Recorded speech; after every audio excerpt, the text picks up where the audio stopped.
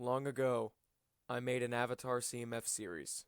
Then, everything changed when Netflix attacked. Only I, master of minifigure drawing, could stop it, but this bit is getting old, so we'll stop while I'm ahead. Welcome back to CMF Drawing Video Things. It has certainly been a long time. Almost 4 months. Wow. Anyway, if the opening narration didn't give it away, I'm returning to the world of Avatar The Last Airbender for a second series. I recently watched it again with my brothers, and it was just as amazing. And with hype at a peak thanks to Netflix, it seemed like a good time to return. Though, if Twitter is any indication, maybe it wasn't a good idea to share it with the new generation. Because, boy howdy, do kids not understand this show. You didn't come here to hear me explain reading subtext, but that's never stopped me before. Let's get right into this thing. 16 new minifigures on the way. And I should probably mention that there will be many spoilers for the show. So if you get spoiled, that's on you, idiot. Also, I mentioned him last time, but minifigs.psd on Instagram has a fantastic Avatar minifigure series that you should check out as well. I'll link him below. Last time, I made Aang. Surprisingly. But this time, since it's a second series, I did a different Aang. The Aang that is closest to the other Avatar. Actually, it's just Spirit Aang whenever he goes on Spirit World field trips. This is not my first time making almost totally blue apparitions. Remember the Force Ghosts. But I'd say I've improved. Aang's accessory is simply a blue staff. Speaking of spiritual field trips, the variant of Katara this time around is her vigilante alter ego? The Painted Lady, who ends up being an actual spirit, I think, by the end. So does this count as blasphemy?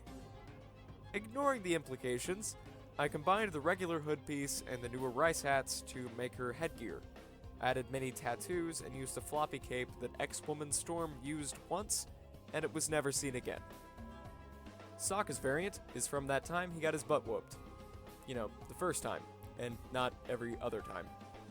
This outfit is from the very first episode, actually, when Sokka tries to defend his village from the ruthless, merciless, and pure evil Prince Zuko. Last time I drew Sokka, I gave him the boomerang and the space sword, so this time his other weapon is his club, I guess.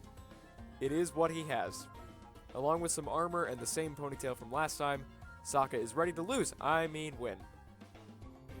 I probably sound like a broken record, but Zuko's the best. In a sea of best characters, Zuko is an island of bestestness. Bestestness. And then Uncle Iroh is the highest point on that island sipping tea and giving Zuko a thumbs up. Zuko's variant is probably his most important. His new status as the Fire Lord. Ready to help heal the world. I pointed out last time his small smile, but now he has a bigger smile, because he's a good boy. Suki is cool. I don't have much to add to that, because she's cool, you know? I remember last time I said her Fire Nation outfit was really boring, instead of the boring getup she has for most of Book 3. But I've changed my mind. It's grown on me.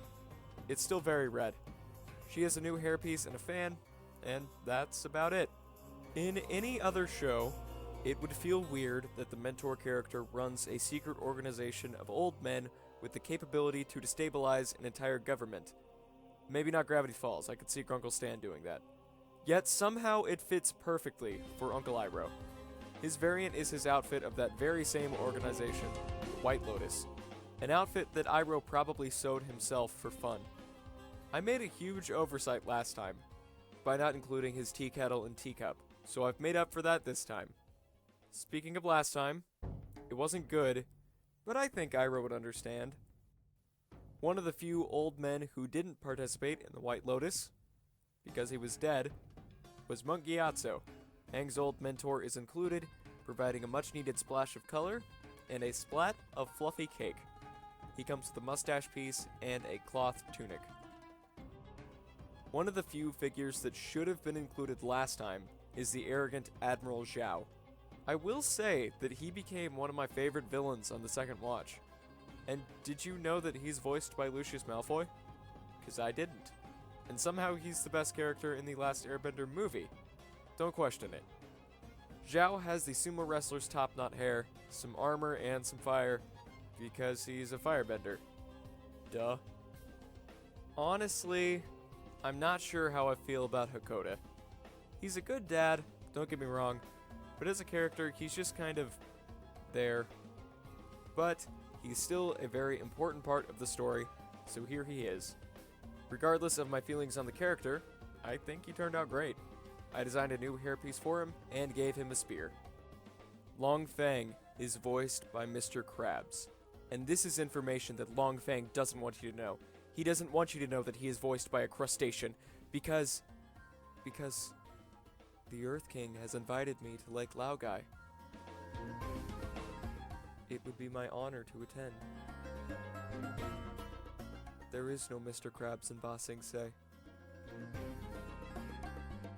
Ah! What was that? Moving on. The Illuminati continues with the mad genius himself, Bumi. Bumi might actually be my favorite character in the series. He turned out exactly how I wanted him to. His crazy balding hair is new, and he has a rock and some of his rock candy, but the best part is his cackling grin. It's just perfect. Jeong is a very boring character, but he's important for completionism. The figure came out better than I expected, though. Luke Skywalker's hair fits him pretty well, and the scarf does a lot to fill out the character, along with some candles and a small flame. Notice how Zhao's flames from earlier are way more energetic, while Jeong's are smaller and more under control. The last of the White Lotus is Sokka's master, Piandao, from the aptly named episode, Sokka's Master. I liked him. If I had to rate the White Lotus from worst to best, it would be Haku, Jeong, Piandao, Bumi, and then Iroh, way up at the top. Piandao has the same top knot as Zhao, a tunic, and a sword. And if you're wondering why Master Pakku isn't here, he was in the last series. Here's the full White Lotus, all together, ready to absolutely wreck Ba Sing Se. Not all of the rest of the characters are old guys. Just to get some young blood back, we have Longshot, the left-hand man of Jet. Longshot is pretty simple, but again, I think it works. He has a rice hat, a quiver, and a bow for shooting sharp. Jet's right-hand girl is Smellerbee. I included both of these guys over the others because they were the freedom fighters closest to Jet. Or at least I got that impression since they came with him to Ba Sing Se. Smellerbee uses Will Byers' hair from the Stranger Things set and has a knife and a sword for stabbing. Now, you may be wondering, with all of these variants for characters from the last series, where's the variant for Toph? Well, it's right here. The most accurate variant, of course, Toph, from the wonderful play The Boy in the Iceberg, written by Puan Tim, but I assume esteemed playwright Al Funkut was involved in the scripting process. Toph has a new hairpiece, different from the last one, and is screaming, obviously to see others because he is blind. And thus, we are at an end. Why 16 figures, you might ask? Because it's way easier on me, the artist. Having only 16 figures helps to have a light at the end of the tunnel and make sure that each figure is of a high enough quality to use in the video. So, hopefully you all understand. If not, I don't really care either way. Being totally candid, this series was a bit harder to put together, just because I wasn't sure which characters were important enough to include. I didn't want to end up with a series full of only old people, which is the reasoning behind the exclusion of Hama the Bloodbender, but also characters that were interesting enough to be fun to make. I've hit a balance here I'm happy with, but oh well. But there are details I like. Compare the placement of Zuko on the packaging to the packaging last time. Welcome back to the end of my videos. Avatar is still an amazing show, and diving back into it for more figures was very fun. I do not believe that I will return with another series in the future. As for now, I'm very happy with what I have. Seriously, if you haven't watched it, it is a very worthy use of your time. You'll be happy you did. And so, please join my Discord if you haven't already, follow my Instagram if you haven't already, and until next time, later. There is no Mr. Krabs in Ba Sing Se. There is no Mr. Krabs in Ba Sing Se. There is no Mr. Krabs in